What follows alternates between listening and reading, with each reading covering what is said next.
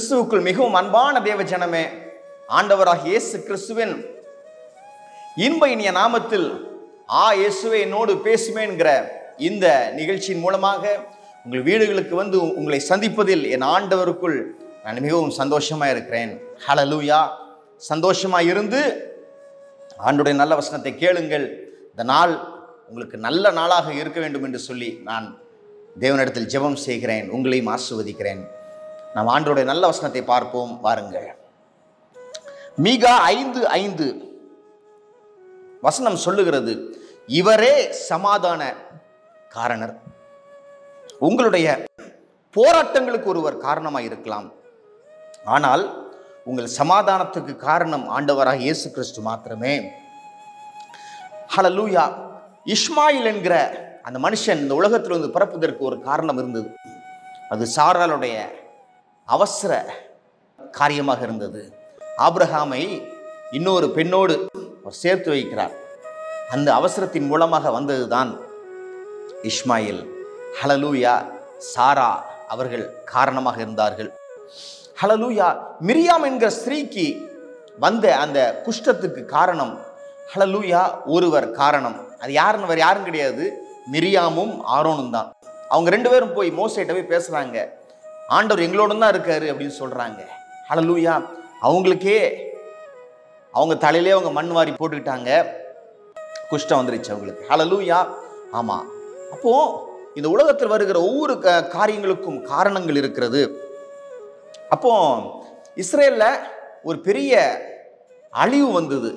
அதுக்கு என்ன காரணம்னா, தாவீது ராஜா கணக்கு எடுக்கிறாரு எவ்வளவு பேர் அங்க இருக்கிறாங்கன்ட்டு. ஹல்லேலூயா.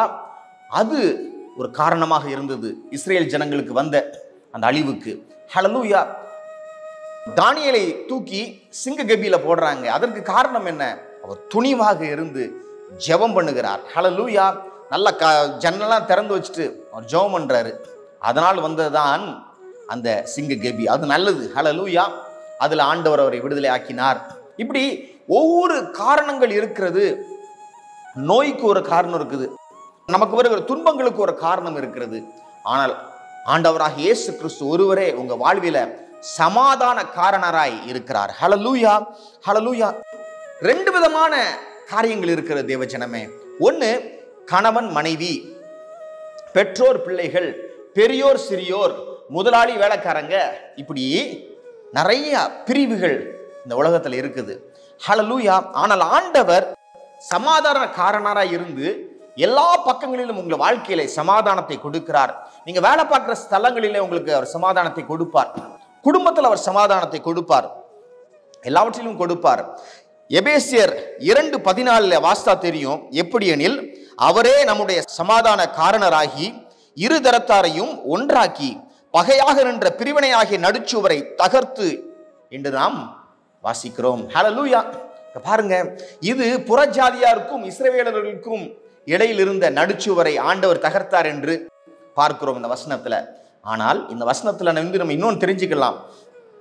உங்க குடும்பத்துல ஒருவருக்கும் மற்றொருவருக்கும் இருக்கிற பிரிவினைகளை ஆண்டவர் மாற்றுவார். வேலை ஸ்தலங்களில் இருக்கிற பிரிவினைகளை மாற்றுவார்.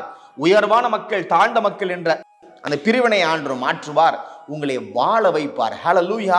அது மாத்திரமல்ல, ஆண்டவர் இன்னொன்னு, ரட்சிக்கப்பட்டும் பலவீனமாய் இருக்கிற ஜனத்துக்குள்ள ஒரு பாவம் என்று வரும்பொழுது அந்த பாவம் செய்கிற காரியம் மோசமாக இருக்கிறது. ரோமர் 7:20 சொல்லுகிறது, அந்தபடி நான் விரும்பாததை நான் செய்தால் நான் அல்ல, எனக்குள்ளே வாசமாய் இருக்கிற பாவமே அப்படி செய்கிறது. அப்போ பாவம் நமக்குள்ள ஒரு எதிராளியாக நிற்கிறது. அந்த நடுச்சுவரையும் ஆண்டவர் தகர்த்து போட்டு, ஹல்லேலூயா, உங்களுக்கும் ஆண்டவருக்கும் நல்ல நெருக்கத்தை இந்த காலை நேரத்தில் அவர் உண்டு பண்ணுகிறார். ஹல்லேலூயா. அவரே சமாதான காரணர். ஹல்லேலூயா. உங்க சமாதானத்தை குலைக்கிற எல்லா ஜனம், உங்களுக்குள்ள இருக்கிற ஒருவேளை ஏதாச்சும் வீக்னஸா இருந்தா, பலவீனமா இருந்தா, அதையும் கூட ஆண்டவர் மாற்றி உங்களை வாழ வைப்பார். ஹல்லேலூயா. ஆமா, அவரே உங்கள் சமாதான காரணராக இருந்து உங்களை ஆசீர்வதிப்பாராக. நாம் ஜெபிப்போம் பாருங்கள். ஆண்டவரே, ஸ்தோத்திரம் அப்பா. நீரே சமாதான காரணர். நீரே எங்க வாழ்க்கையில் இருக்கிற எல்லா போராட்டங்களையும் தகர்த்து போடுகிற தேவனப்பா. நான் பேசிக்கொண்டிருக்கிற இந்த நேரத்தில் தாமே தேவனுடைய பிரசன்னம் இந்த ஜனங்களுடைய வீடுகளிலே இறங்கி கொண்டிருப்பதற்காக நன்றி. தூதர்கள் அப்பா அணி அணியாய் இறங்கி கொண்டிருப்பதற்காக உமக்கு நன்றி ஆண்டவரே. சிலருக்கு ஆண்டவர் சுருள்களை கொடுக்கிறார், ஸ்க்ரோல்ஸை கொடுக்கிறார். அதிலே உங்க வாழ்க்கையில உங்களுக்கு நடக்க வேண்டிய காரியங்களை ஆண்டவர் உங்களுக்கு காண்பித்துக் கொண்டிருக்கிறார். எஸ், தேங்க்யூ ஜீசஸ், ஹல்லேலூயா. எல்லாம் உங்க வாழ்க்கையை ஆண்டவர் வரிசையாக எழுதியிருப்பதை நான் பார்க்கிறேன். உங்க வாழ்க்கையில நடக்கக்கூடிய எல்லா காரியங்களையும் அவர் எழுதியிருக்கிறார். ஹல்லேலூயா. ஒவ்வொருவருக்கும் அப்படிப்பட்ட காரியங்கள் பரலோகத்தில் உண்டு. ஹல்லேலூயா, ஹல்லேலூயா. எஸ், அவரே உங்களுக்கு சமாதான காரணராய் இருந்து உங்களை ஆசீர்வதிக்கிறார். இந்த காலை நேரத்துல சமாதானம் இல்லைன்னு அழுதுட்டு இருக்கீங்க, ஆண்டவர் உங்களுக்கு சமாதானத்தை கொடுத்து உங்களுக்கும் சமாதான வாழ்க்கைக்கும் இடைஞ்சலாக இருக்கிற நடுச்சுவரை அவர் உடைத்து போட்டு சமாதானத்தை கொடுக்கிறார். நன்றி ஆண்டவரே. நன்றி செலுத்தி இந்த ஜெபத்தை எங்கள் அன்பர் இயேசு கிறிஸ்துவின் நல்ல நாமத்தில் ஏறெடுக்கிறோம் எங்கள் வல்ல பிதாவே. ஆமென்.